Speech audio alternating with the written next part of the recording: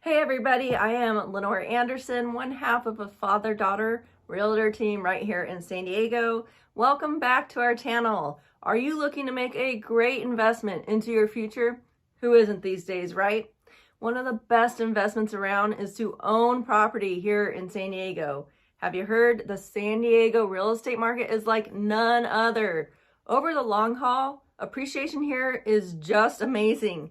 And we can say that because we've been helping clients buy and sell here. Well, my dad got his real estate license back in 1983, and I got mine in 2003. So between the two of us, you've got over 50 years combined experience in the market.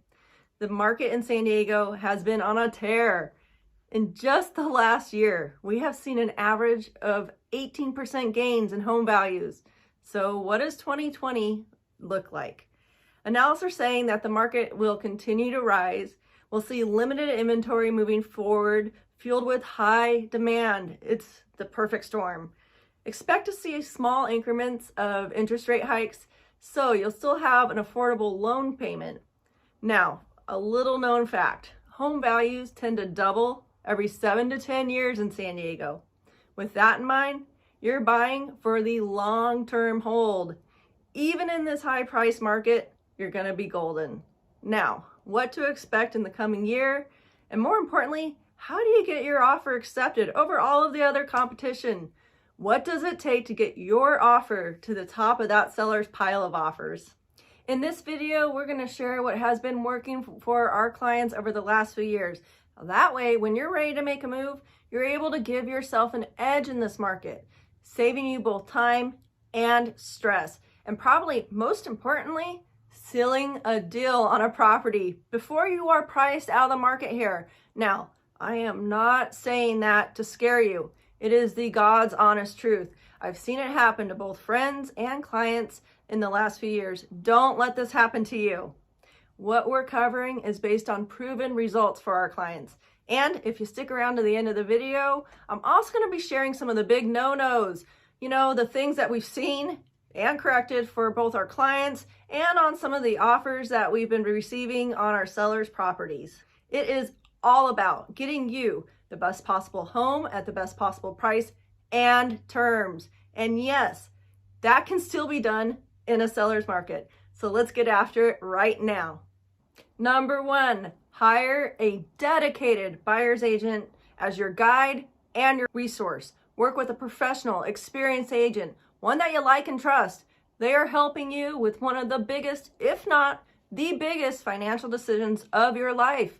Don't be scared to ask an agent about their work performance. Do they own property themselves? What's their knowledge of the market like? Have they sold property where you're looking to buy? How long have they been licensed?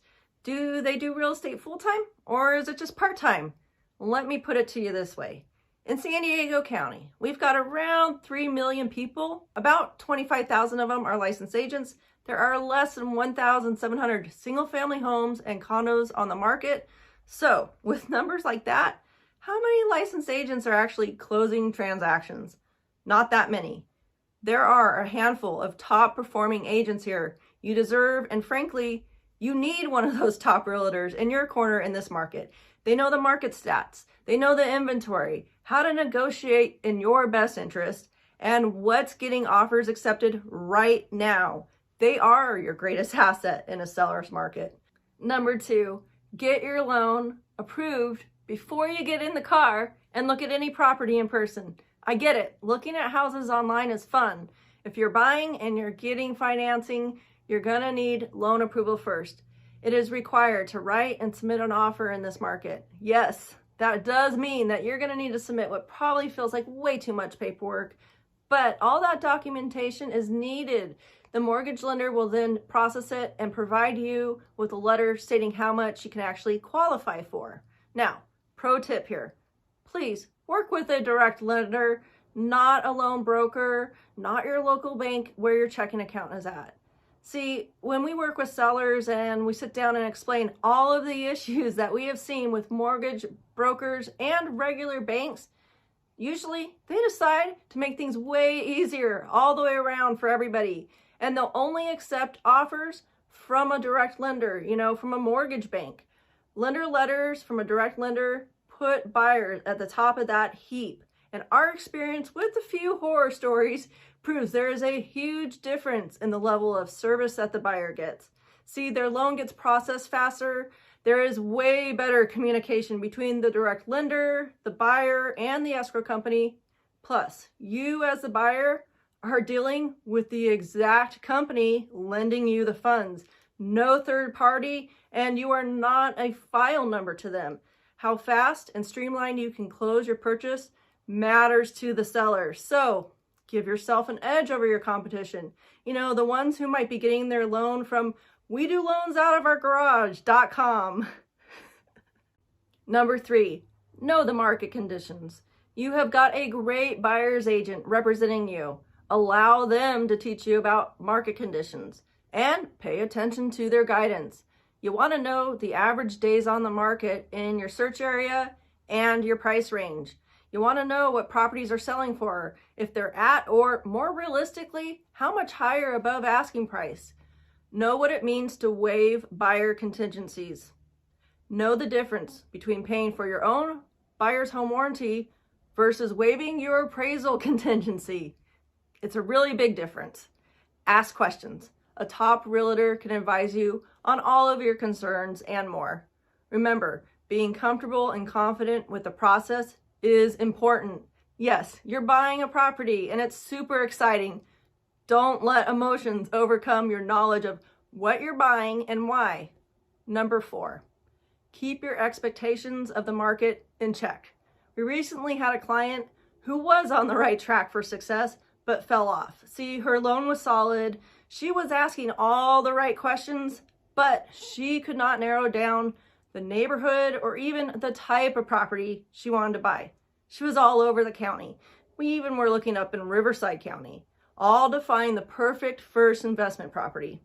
She went into what I call information overload. Yep, it actually prevented her from buying. Started studying things that had little or no effect on her first investment property. Things like sound ratings for neighborhoods. She actually talked herself out of a few great properties that were just within like 20 minutes of her front door. Instead of focusing on minute details, keep the big picture in mind, folks. The dreaded analysis paralysis got her. And I knew it was all over when she told me she wanted to start writing offers under list price, especially when properties are selling 15 to 20% over value.